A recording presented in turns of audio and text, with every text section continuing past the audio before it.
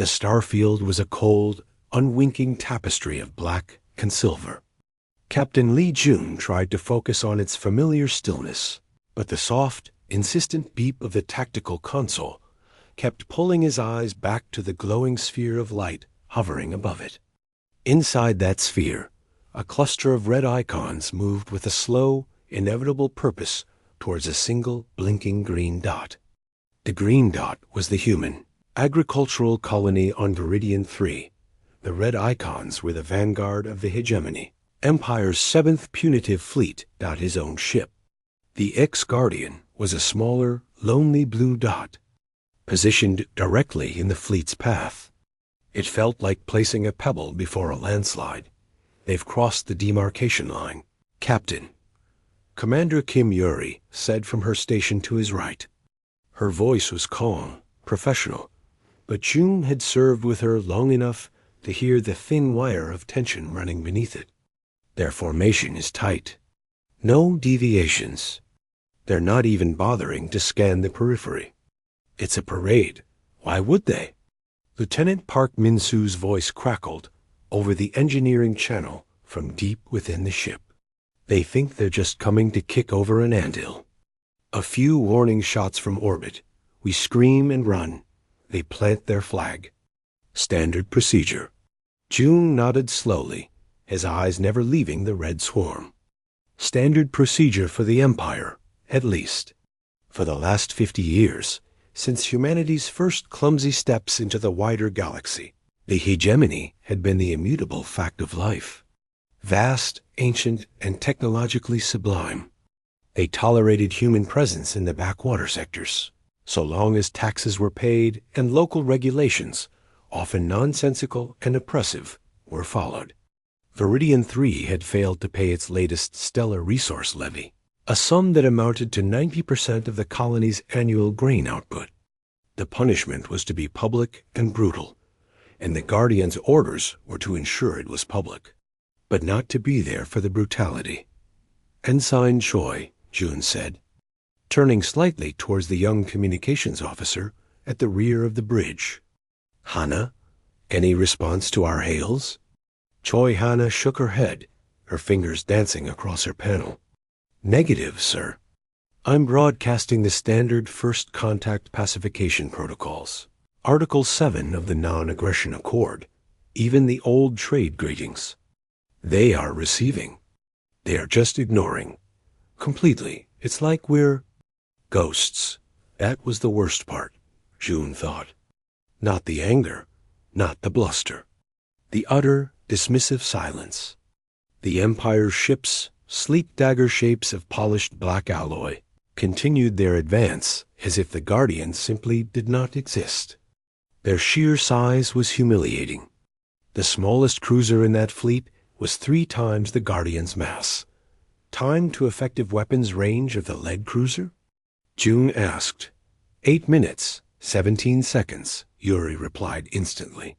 Her hands were poised over her own console, a tactical display reflected in her dark eyes. They'll be in position to lance the colony's primary dome from high orbit. They won't even need to enter the atmosphere. The bridge was quiet save for the hum of life support and the beeping of the console. 20 men and women waited, their fate tied to a ship that was, by any rational measure, already dead. They were a distraction, a piece of theater. June's mouth felt dry. Bring us to battle stations, Condition 2, he ordered, his voice firmer than he felt. But do not power weapons.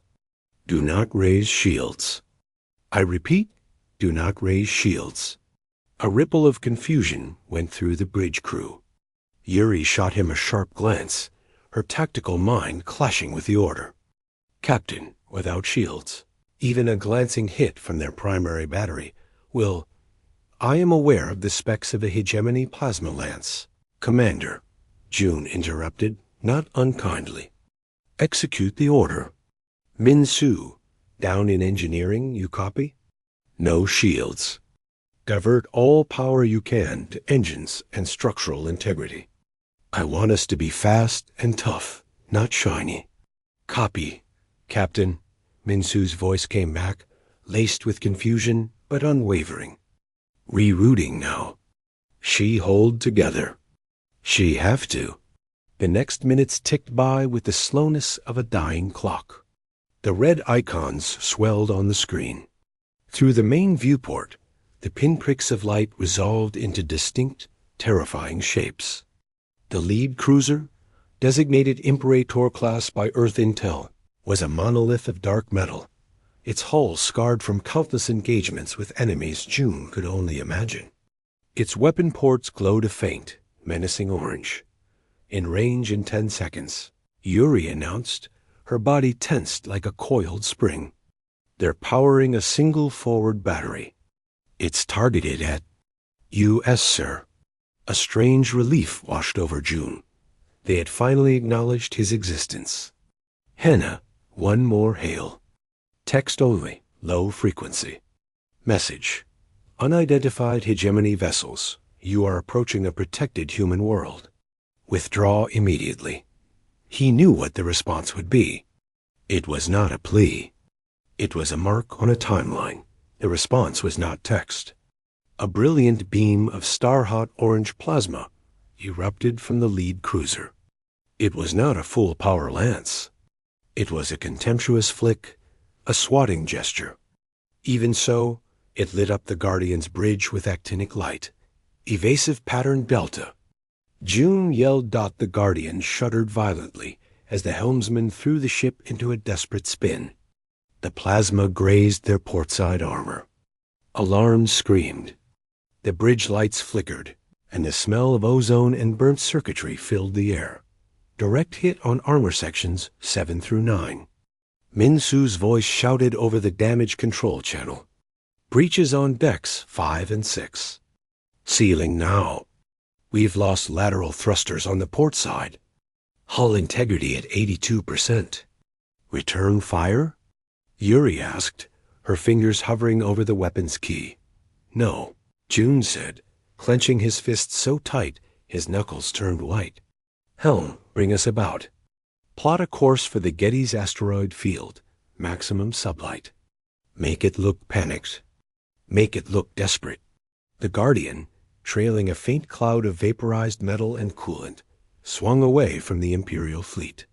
Its engines flared, pushing it on a wobbling, uneven path towards the distant gray smear of the asteroid field. On the tactical display, the red icons paused for a moment. Then they adjusted course. Not to continue towards Viridian 3, to follow. They're taking the bait. Captain, Hana reported, a tremor of excitement in her voice now, cutting through the fear. All vessels. They're following us. June allowed himself a single, shallow breath. Step 1 of the insanity was complete. He had insulted them, shown them his back, and now he was running like prey. To an Imperial commander, it would be unthinkable to let such an insult stand. The colony could wait. Crushing the upstart human vessel, who dared get in the way, was now the priority. They're gaining, Yuri said, her eyes glued to the data. Their drives are more efficient. We won't reach the field's outer belt before their point ships are in optimal firing range. Just get us into the field. Commander, June said, his gaze fixed on the growing clutter of rocks on the view screen. That's all we need to do. Get us inside. The chase lasted 17 minutes. It felt like a lifetime. 2 more plasma bursts found their mark, tearing great, glowing gouges in the Guardian's hull. More alarms blared. A fire broke out in secondary environmental control. The bridge was bathed in the pulsing red of emergency lights. Crew members shouted reports, their voices strained. Entering the outer debris field now. The helmsman called out, weaving the wounded ship between tumbling mountains of rock and ice. The lead cruiser is holding at the field's edge, Yuri observed, her brow furrowed. They're not following us in. The smaller destroyers are advancing, though. 3 of them. In pursuit formation. June felt a cold knot form in his stomach. This was a deviation. The plan, the desperate secret plan, relied on the whole fleet, or at least the capital ships, following them deep into the field, into the heart of it, into the trap. On the screen, he saw the 3 sleek Imperial destroyers glide into the asteroid maze, their sensors pinging actively, hunting. The great cruiser and its companions hung back, a silent, watchful wolf pack at the edge of the wood. They're cautious, Yuri muttered. They suspect an ambush. A minefield, perhaps? June's mind raced. The destroyers were dangerous, but they were not the primary target. The trap was meant for the big one. He had to lure it in. He had to make the insult personal. "Hana," he said, his voice low and clear in the chaos of the bridge. "Open a channel. Broadband. Visual, put me on." Hana's eyes went wide, but she nodded. "Channel open, sir. You're live." June straightened in his command chair, wiped a smudge of soot from his cheek, and looked directly into the visual pickup. He allowed every ounce of fatigue, every bit of the strain he felt, to show on his face. He was the picture of a defeated man. "Imperial Commander," he began, his voice trembling slightly, a perfect performance of broken pride. "This is Captain Lee June, the Earth vessel Guardian. We are heavily damaged. Our life support is failing. We request. We beg for quarter. We will surrender our vessel.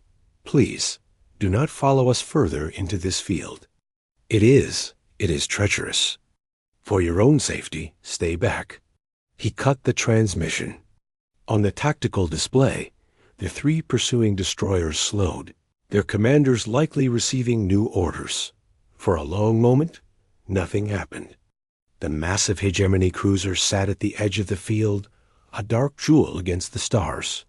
Then it began to move. Slowly at first, then with gathering speed, it pushed its way into the asteroid belt, its powerful shields deflecting small rocks that would have crippled the Guardian. It was coming, not for a fight, but for a surrender. 2. Lieutenant Park Min-soo did not hear the alarms.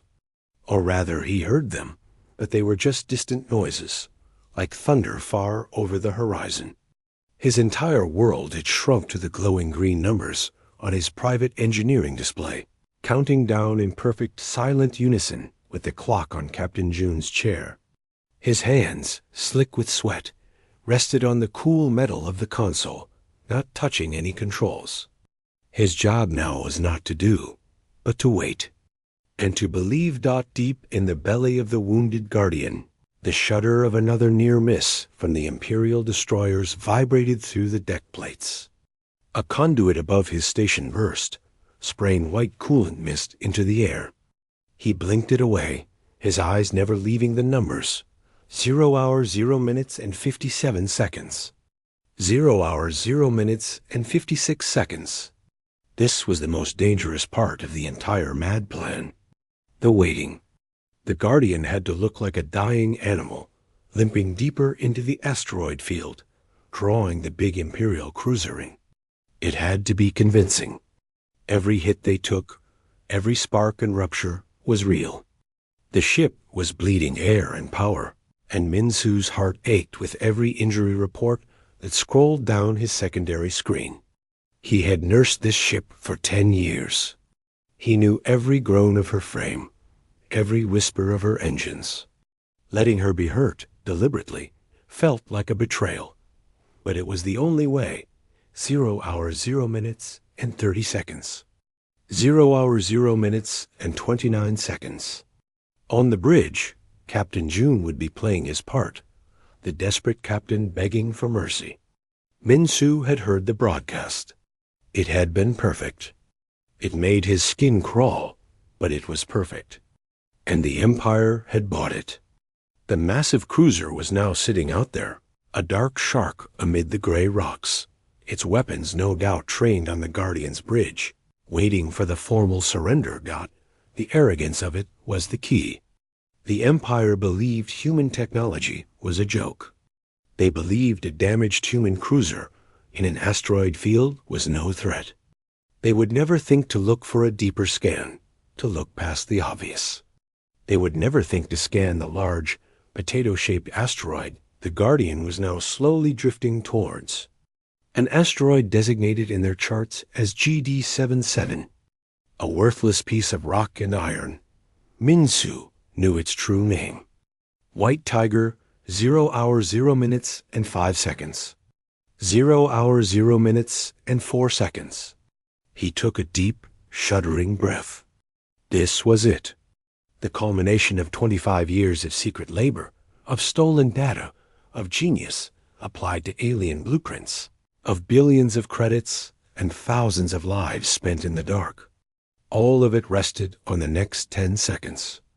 And on his next action, 0 hours 0 minutes and 1 second. 0 hours 0 minutes and 0 seconds. The countdown hit 0 dot for a heartbeat. Nothing happened. The only sound was the hiss of the leaking conduit, and the distant, troubling creak of the Guardian's overstressed holdout. Then, a soft, deep chime resonated through Minsu's private console, a sound he had only ever heard in simulation. A single word, glowing blue, appeared on his screen. Ready. His fingers, which had been frozen for minutes, now flew across the panel. He bypassed the Guardian's crippled main computer, routing command through a secondary, heavily shielded system that was connected by a single, fragile laser link to GD77. He entered a 32-digit code, then pressed his thumb to a biometric scanner. The screen flashed green. Activation sequence initiated. Stand by dot in the silence of his heart. Park Minsu sent a prayer to whatever might be listening. Then he sent the final command. On the bridge of the hegemony cruiser Judgment's Claw, Commander Dvorak watched the pathetic human vessel with a feeling of mild boredom. The hunt was over. The creature was cornered. Now it was just a matter of procedure. His weapons officer had a firing solution that would vaporize the ship's engineering section, leaving the forward hull and bridge intact for boarding and interrogation. They continued to broadcast. Distress signals on loop. Commander, his communications officer droned. Biometrics from their bridge visuals indicate extreme stress and falling life support metrics. They are, as they claim, dying. Dvorak waved a dismissive hand. They are primitive. Their ships are weak. Their suffering is of no consequence. Prepare to accept their surrender transmission. I want their captain's face on my screen when he begs. He was about to turn to another matter when a junior sensor operator spoke up, his voice tinged with confusion. Commander, I am detecting a new energy signature from within the asteroid field. It is very close. Dvorak frowned. One of their pitiful minds? A final trap? No, sir. The signature is massive and growing. It is coming from asteroid GD-77, a large planetoid the human ship is using as cover. Scan it, Dvorak ordered, a thread of irritation in his voice. This was a delay. The sensor officer's console began to chime with rising urgency. Scanning. I am reading layered duralloy plating beneath the rock. Quantum field density is spiking. This is not an asteroid, Commander. It is a structure. The energy signature is matching. It's matching our own core designs, but the output is... It's impossible. It's 20% higher than theoretical maximum. A cold finger traced its way down Dvorak's spine. Go to battle stations. Raise shields. Target that asteroid. But it was already too late. From the Guardian's bridge, Captain Lee Jun saw it first. A network of brilliant blue lines, like cracks in a giant egg, appeared across the dark surface of asteroid GD77. They spread rapidly, connecting, forming a grid of fierce light. Then, with a silent, breathtaking violence, the entire outer shell of the asteroid exploded outward. It was not an explosion of fire and debris, but a controlled, precise disintegration. The millions of tons of rock and iron simply came apart, pushed away by a shimmering blue energy field that expanded from within. The cloud of dispersing material glittered in the light of the distant star, a temporary beautiful nebula dot, and what it revealed beneath stole the breath from every person on the bridge. It was a ship. But to call it a ship felt inadequate. It was a vast, graceful fortress of dark gray and black metal, its lines sleek yet impossibly solid. It was easily 5 times the size of the Imperial cruiser, its surface unblemished and smooth, dotted with what could only be weapon ports and sensor arrays of a scale and design June had never seen. Along its flank, in clean, simple lettering, was its name, HFY Tiger. For a moment, there was perfect silence on the Guardian. Then, Kim Yuri whispered, "My God." Ensign Choi Hana gasped, her hands flying to her mouth. On the main viewer, the colossal vessel completed its awakening. Running lights along its spine glowed to life, a cool white. Massive engine nozzles at its stern flared with a deep, blue-tinged energy that produced no visible heat distortion, a technology June couldn't even name. It hummed with a power that vibrated through space itself, a deep, subaudible thrum that they felt in their bones. A crisp, familiar voice filled the bridge, coming not from their own speakers, but seemingly from the air itself. It was Admiral Song Hyan. "Captain Lee, your part is done, and done well. Prepare your crew for immediate evacuation. Shuttle bays are opening on the White Tiger's starboard side. Follow the beacon. We'll handle the guests." June found his voice. "All hands," he announced over the ship-wide comm, the weight of the last hour lifting from his shoulders, replaced by a soaring, electrifying hope. "Abandon battle stations. Evacuate to the shuttles. Immediate and orderly. We're going home." The bridge erupted into controlled chaos as crew members scrambled from their posts, heading for the escape pods and the 2 remaining shuttles. June stayed in his chair for a moment longer, watching the White Tiger. On the tactical display, the red icon of the hegemony cruiser was a blaze of frantic activity. It was trying to turn, to bring its main guns to bear on the new monstrous threat. The 3 destroyers were scrambling, their neat formation broken. The White Tiger did not fire. It simply began to move, sliding forward with a grace that belied its immense size. It positioned itself calmly between the crippled Guardian and the Imperial fleet. It was a wall, an unbreakable, undeniable wall. As June stood and made his way to the exit, he took one last look at the view screen. The Empire's invincible judgment's claw looked small. It looked confused. And for the first time in his life, Captain Lee June saw an Imperial ship that looked unmistakably afraid. The bridge of the ECS White Tiger was nothing like the cramped, rattling command center of the Guardian. It was a vast, quiet cavern of polished dark metal and glowing holographic displays that hovered in the air like constellations. At its center, Admiral Song Hyan stood with her hands clasped behind her back, watching the hegemony fleet on the main viewer. Her face was calm, a mask of serene authority, but her eyes missed nothing. Around her, a crew of 60 worked with silent, focused efficiency. The air hummed with contained power. Captain Lee June, still smelling of smoke and ozone from his own dying ship, stepped onto the bridge behind her.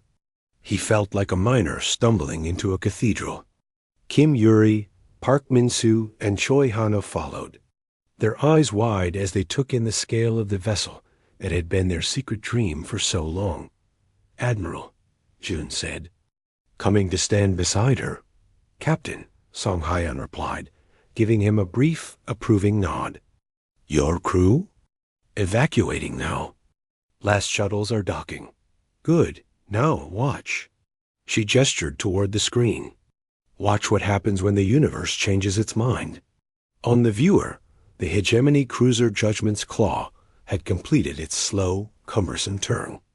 Its predatory grace was gone, replaced by the agitated movements of a cornered animal. The three destroyers had formed up ahead of it, their weapon ports glowing a fierce, angry red as they powered up to full. "Incoming transmission from the Hegemony flagship," a comms officer announced. His voice cool. "Put it on speaker," Song Hyan said. A voice, thick with fury and a straining effort at control, filled the bridge. "Unidentified vessel. This is Commander Dvorak of the Hegemony Empire's Judgment's Claw. You are interfering in a lawful punitive action. Power down your engines and lower your shields immediately. Submit to boarding and inspection, or you will be destroyed." The threat, which had seemed so absolute minutes before, now hung in the air of the White Tiger's bridge. Sounding small and foolish, Song Hyan leaned slightly toward the cum pickup. "Commander Dvorak, this is Admiral Song Hyan of Earth's combined starship White Tiger. You are in protected human space. Your action here is unlawful. You will order your fleet to stand down, power down their weapons, and withdraw immediately." There was a moment of stunned silence from the Hegemony ship. When Dvorak's voice returned, it was clipped, dripping with icy rage. "You dare? You primitive, upstart vermin. You have one stolen ship, built from scraps of our technology. We are the Hegemony. That vessel is an insult. Destroy it. All vessels open fire." The order was a scream of pure arrogance. On the viewer, the three destroyers lit up. Lances of brilliant orange plasma, the same weapons that had scarred the Guardian, streaked across the void. They were joined a second later by a thicker, more powerful beam from the cruiser itself. The combined fury of the shots converged on the White Tiger's forward section. June flinched instinctively. Yuri sucked in a sharp breath. The plasma impacted the White Tiger's shields. There was no violent explosion, no splash of molten armor. The blue-tinged energy barrier that surrounded the Supercarrier shimmered where the bolts hit, like a pond disturbed by rain. Ripples of light spread out in concentric circles, beautiful and strange. The energy of the plasma beams seemed to dissipate, to be absorbed and scattered harmlessly. The shield glowed brighter for a second, then returned to its steady, humming state. The bridge of the White Tiger was silent. No alarms, no shudders, nothing. "Shield integrity at 98%, a tactical officer reported in a normal speaking voice. "Distributed dispersion successful. No thermal bleed. No structural stress." On the Hegemony ships, the silence would be of a very different kind. Their shields. Kim Yuri whispered, her tactical mind racing. They didn't just block it, they unmade it. Song Hyan allowed a small, cold smile. A simple principle. Their plasma is a chaotic, high-energy state. Our field induces a controlled quantum collapse at the point of impact. It turns their weapon back into harmless particles. They are not hitting a wall, Commander Yuri. They are throwing water into a sieve. She turned to her own tactical station. "Lieutenant Commander, time to demonstrate our first point. Target the lead destroyer's primary and secondary weapon arrays. Gravic torpedoes, precision mode. Let's remove their teeth. I, Admiral. Locking solutions." On the White Tiger's forward hull, panels slid open. What emerged were not the fiery tubes of missile launchers, but projectors of a dark, non-reflective material. They pulsed once with a deep violet light. On the viewer, the lead Hegemony destroyer shuddered. There was no explosion. Instead, strange distortions appeared around its gun ports and missile batteries. It looked like space itself was twisting, crumpling like paper. With sharp, clean jerks, the entire weapon clusters, the barrels, the housings, the power feeds were simply wrenched from the ship's hull. They spun away into the darkness, a cloud of silent, useless scrap metal. The destroyer's hull was left with neat, aping holes, sparking with severed conduits. But its main body and engines were untouched. The other two destroyers broke formation. Scattering in panic. Second target, same protocol, Song Haiyan said. Her voice still calmed out another pulse. Another destroyer was disarmed, rendered harmless. ENS Egn Choi Hana, who had been monitoring the communications bands, let out a short, disbelieving laugh. Admiral, their internal comms are chaos. They're reporting. They're calling it a gravity shear. They have no idea what just happened. The cruiser is ordering them to regroup, but they're not listening. This was the heart of the plan, June realized. It wasn't about matching the Empire's brutality. It was about demonstrating a precision so far beyond them that it broke their understanding of power. It was about showing control. The Judgment's claw, realizing its escorts were crippled, surged forward.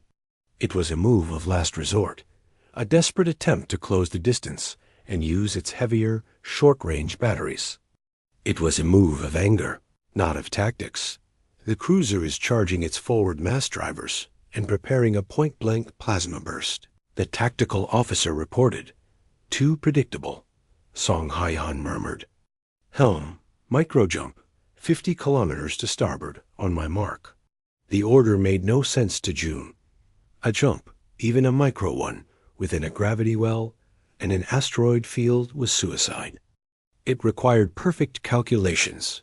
Mark. The star field on the viewer blurred. There was no sensation of movement, only a sudden, disorienting snap. One moment, the White Tiger was facing the charging cruiser. The next, it was positioned elegantly along the cruiser's flank. Having moved instantly, as if by magic, on the hegemony bridge, they would have seen the human ship simply vanish from their forward scopes and reappear on their side screens. It was impossible. Their targeting systems are lost. They are firing blind into empty space, Yuri reported, a grin spreading across her face for the first time in days. Hail them again, Ensign Choi, Song Haiyan said. Full visual. Put me on their main screen. Hannah worked her console. Channel open, Admiral. You are live to their command deck. Song Haiyan looked directly into the visual pickup. Her expression was not one of anger or triumph, but of stern, undeniable authority. Commander Dvorak, this is your final warning. You have seen our capabilities. Your weapons are useless. Your tactics are obsolete. You are not fighting primitive humans. You are facing the product of human ingenuity. We took your science, Commander, and we improved it. We solved the instability in your gravitic drives that you deemed acceptable. We perfected the shield dispersion you thought was theoretical. Cease fire. Power down. This does not need to end with your ships as scrap and your crews dead in the void. She paused, letting the image of her calm face and the impossible ship behind her sink in. The choice is now yours. You can be the commander who lost a fleet to a single human ship, or you can be the commander who was wise enough to withdraw when faced with a new reality. We are waiting for your answer. She nodded to Hana, who cut the transmission. The bridge was quiet. On the viewer, the great hegemony cruiser hung in space, its weapons still glowing but no longer firing. It was adrift, not in the void, but in a sea of shattered certainty. The turning point had not been a battle. It had been a demonstration, and the demonstration was over. Now they waited to see if the Empire was capable of learning, or if its pride would dig its grave. The silence on the bridge of the White Tiger was a living thing, heavy with the echo of the Admiral's words and the hum of impossible technology. On the main viewer, the hegemony cruiser Judgment's claw floated, a motionless predator, suddenly unsure it was the hunter anymore. Its weapon ports still glowed with a dull, angry red, but no new blasts came. The three destroyers drifted nearby, disarmed and helpless, like beetles with their legs pulled off. Ensign Choi Hana's station was a storm of silent data. Her fingers danced across the interface, her eyes scanning flowing lines of hegemony communication codes. The Empire's channels, once a steady stream of arrogant commands and status reports, were now a torrent of panic, confusion, and disbelief. "Admiral," Hannah said, her voice hushed but clear in the quiet, "I'm intercepting their internal fleet comms. The translation is rough, but the meaning is clear. They are in shock." Captain Lee Jun moved to stand behind her, looking over her shoulder at the scrolling text. He saw words flashing in hegemony glyphs, with Hannah's quick translations in parentheses next to them. Destroyers swift vengeance to flag. Weapon systems physically detached. No explosion. How is this possible? Flag to all. Maintain formation. Do not break ranks. Destroyer Star Talon. We have no ranks. We have no weapons. The target just moved. It didn't fly. It appeared. This is Forbidden's technology. Asterisk cruiser engineering to flag. Core scan confirms. The enemy vessel's gravitic signature is identical to our Nexus-class cores, but the energy waveform is stable. Perfectly stable. Ours have a 12% variance. Theirs has 0.5%. They didn't copy us, sir. They fixed us. Asterisk. That last transmission seemed to hang in the air. June felt a cold thrill that had nothing to do with fear. They fixed us. Admiral Song Hyan had heard it too. A faint, grim smile touched her lips. "Lieutenant Park," she said, without turning from the viewer, "the Empire is admiring your work." From an engineering station to the side of the bridge, Park Min-soo looked up.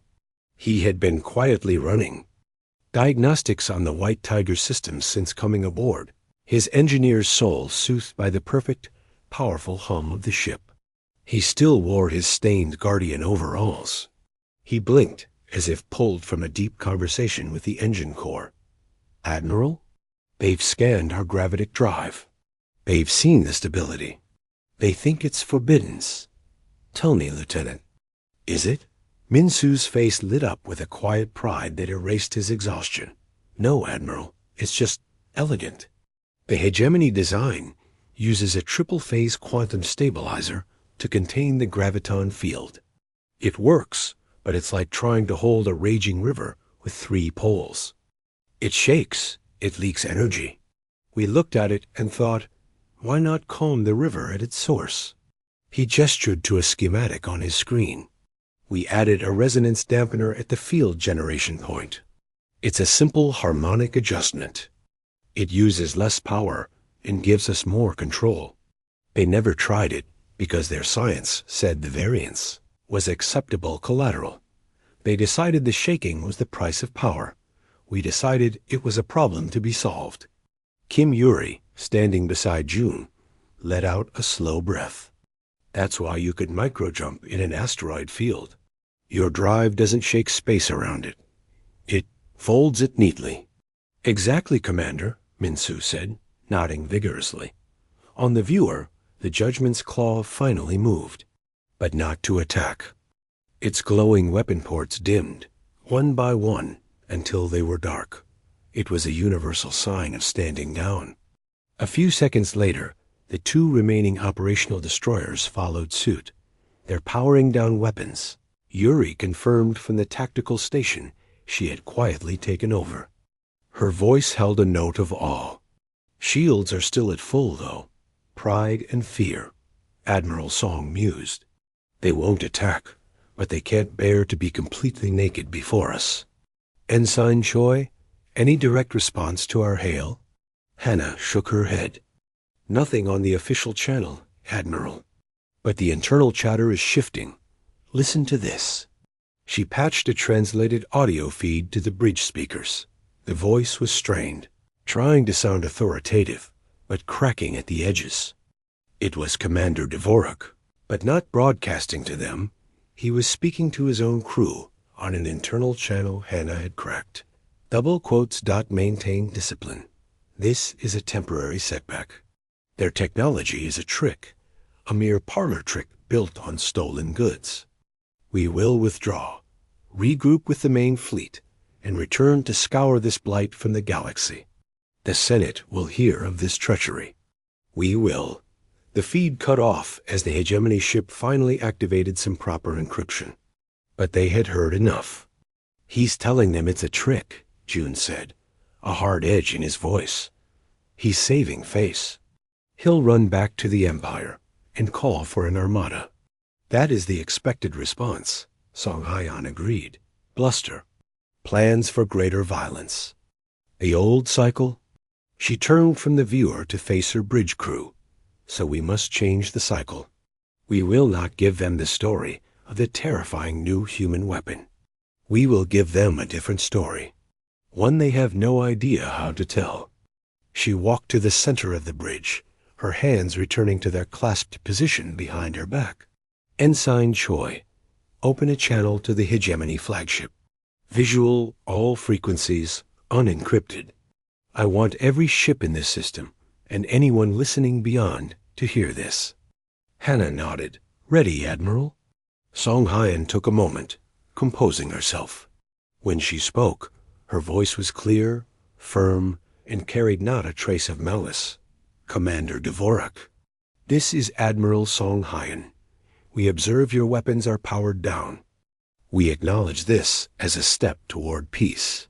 However, several of our vessels, including the damaged cruiser Guardian, have sustained injuries during your unprovoked aggression.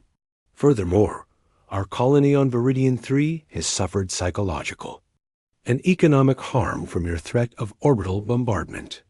On the Hegemony Bridge, Dvorak would be scowling, confused. Where was the demand for surrender? The ultimatum? Therefore, Song continued, we are invoking Article 4 of the old Trade and Contact Accords, which your Senate ratified and which you have, until now, ignored. The article concerning reciprocal aid and neighborly conduct in contested space. June's eyebrows rose. The Trade and Contact Accords were a dusty, mostly ignored document from humanity's first timid meetings with the hegemony. The Empire used it to impose tariffs. No one had ever suggested it contained rights. We have scanned your vessels, Song said. We detect significant energy leaks from the damaged weapon mounts on your destroyers. Your power efficiency is down by 30%. If you attempt a long jump in this state, you risk a cascade failure in your secondary reactors. She paused, letting the implication sink in. She wasn't threatening them. She was diagnosing them, in the spirit of the Accords, and to ensure you do not become a hazard to navigation in this sector.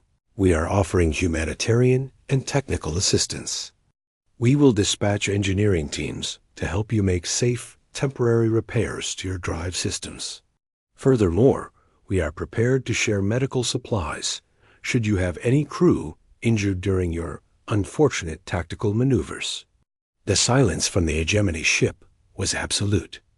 On the White Tiger's bridge, Park Min-soo's mouth was open. Kim Yuri stared at the Admiral as if she had just announced they were going to fly into the sun. Captain June, however, felt a slow, dawning understanding. It was a masterstroke. It was a checkmate that looked like charity. You're helping them? Min-soo finally whispered. We are showing them, Song Haiyan corrected softly, her eyes still on the screen where Dvorak's face would be. We are showing them the difference between what they are and what we can be. They came to punish. We respond with aid. They came to break. We offer to fix. Let the entire Empire hear that story. Let them try to explain to their people why they refused help from primitive humans. She gave a small, sharp nod to Hannah, who closed the channel. For a full minute, there was no response. Then, a single terse text message appeared on Hannah's screen from the Judgment's Claw. It was not on the open channel. It was a tight beam, private reply. Hegemony Vessel Judgment's Claw to ECS White Tiger. Stand by. Do not approach. We are considering your offer. Considering, not rejecting. Not threatening. Admiral Song Hyen turned to her crew, and for the first time, a real weary smile touched her eyes. "And now," she said, "we have introduced them to a concept far more disarming than any gravity weapon." Captain Lee Jun knew what it was. The most unexpected, the most powerful turning point of all doubt. The bridge of the White Tiger held its breath. The single line of text from the hegemony cruiser glowed on Ensign Choi Hana's screen. "We are considering your offer." It was not surrender. It was not victory. It was a crack in a door that had been sealed for centuries. Admiral Song Hyen let the silence stretch. She knew the weight of it, the discomfort it caused on the other ship. For an imperial commander, trained for absolute dominance or glorious defeat, this middle ground was a foreign and terrifying country. "Maintain position," she said, her voice calm in the quiet. "Tactical, keep shields at nominal strength, but angle them away from their vessels. Let's look defensive, not threatening. Ensign Choi, send a data packet to the Judgment's Claw. Include the specific Article 4 clauses, our scan of their drive instability, and a list of compatible sealants and power rerouting protocols we can provide." Hana's fingers flew. "Sending now, Admiral." On the main viewer, the hegemony cruiser was a dark, silent shape. Its disarmed destroyers hung around it like lost children. Captain Lee Jun imagined the scene on its command deck. The furious, humiliated Commander Dvorak, his officers divided between rage and cold, logical fear. The engineering reports would be clear. The human ship's analysis was correct. To jump now was to risk a core breach. "They're hailing us," Hana announced, her voice tight with surprise. "Audio only." "Put it through," Song said. The voice that came was Commander Dvorak's, but all the heat was gone. It was flat, stripped of emotion, the voice of a man following a script he hated. "Admiral Song, your offer is noted. We will accept temporary engineering assistance to stabilize our drives for a safe withdrawal. No boarding parties. Your engineers will be monitored at all times. No access to secure systems. This is not an agreement. This is a practical necessity."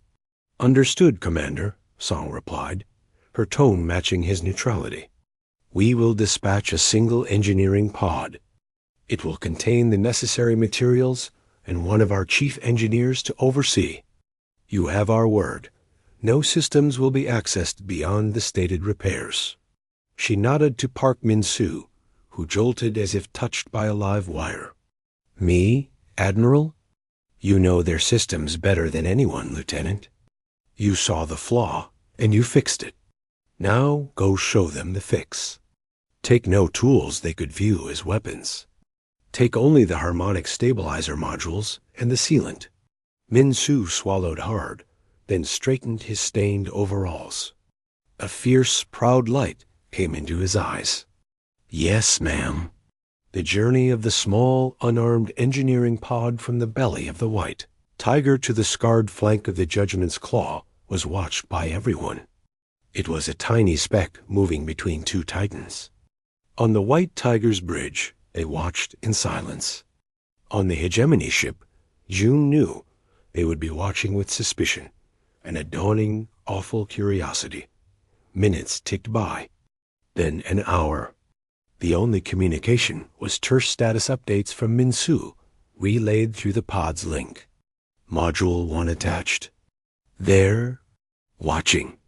Their chief engineer is asking questions about the resonance frequency. Another 30 minutes. Drive stability is smoothing out. Variance down to 2%. Their engineer is silent. He's just staring at the readouts. Kim Yuri, monitoring from tactical, let out a soft sound. "Admiral, the power flux from the lead destroyer is stabilizing. They've obviously applied the protocols we sent. Their efficiency is climbing. They were using the human instructions, not just tolerating the help, but actively using it." Finally, Min-soo's voice returned, sounding tired but brighter. Repairs complete. Their drive is safer now than when they arrived. I'm returning. When the pod docked and Min-Su stepped back onto the White Tiger's bridge, he looked different. Not just weary, but filled with a quiet wonder. Admiral, Captain, it was strange. Their anger was gone by the end. It was just confusion. Their chief engineer, he finally asked me. He said, "Why would you show us this? Why make our ship stronger?" "What did you tell him?" June asked. Min-Su shrugged. "I told him the truth. A shaky drive is dangerous.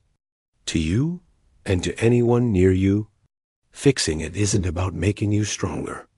It's about making space safer for everyone." He didn't have an answer for that. Admiral Song Hyen smiled. It was a small, sad smile. You gave him a new question. That is more valuable than any answer we could have forced. She turned back to the com. Ensign Choi, final hail to the Judgment's Claw. The channel opened. Dvorak's face appeared on the viewer this time. He looked older. The arrogance was not gone, but it was buried under layers of shock and weary acceptance. He did not speak.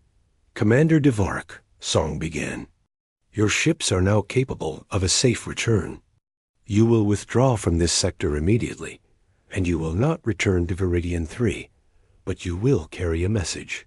She paused, ensuring every word was measured and clear.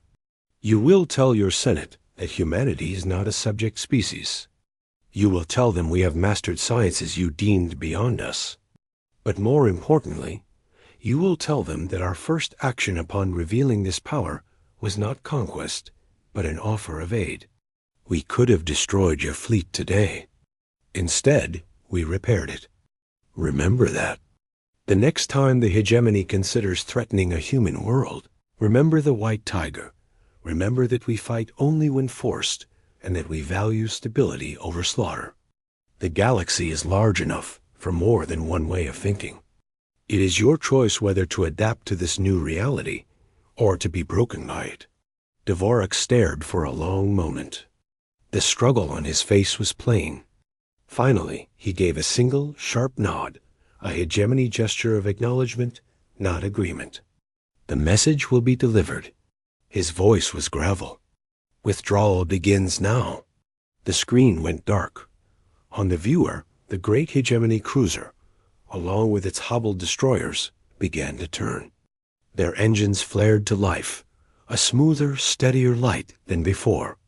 They moved slowly, in no formation, back the way they had come.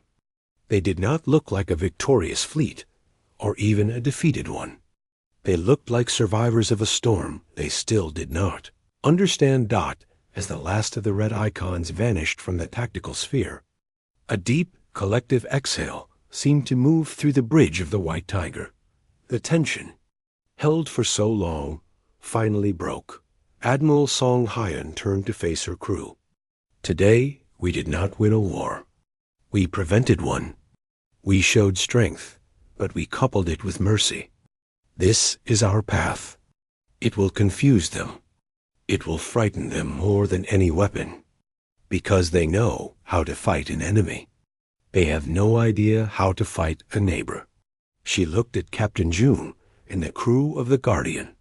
"You played your part with courage and brilliance. Your ship's sacrifice will be remembered. Now we have a colony to reassure and a galaxy to watch. This turning point is just the beginning. They will be back in one form or another, but they will never look at us the same way again." June looked from the Admiral's determined face to the now empty starfield on the viewer. The silence felt different. It was no longer the silence of fear or waiting. It was the silence of space after a thunderclap, clean, vast, and full of new possibilities. The hidden Supercarrier had shocked the Empire. But the true shock, he realized, the one that would echo in their halls of power for years, was not the weapon. It was the hand that, after proving its strength, had chosen to offer help instead of delivering a final blow. The Empire's story of the universe had been simple: a strong conquer. Today, humanity had started writing a new one. And for the first time, the rest of the galaxy would have to stop and read it.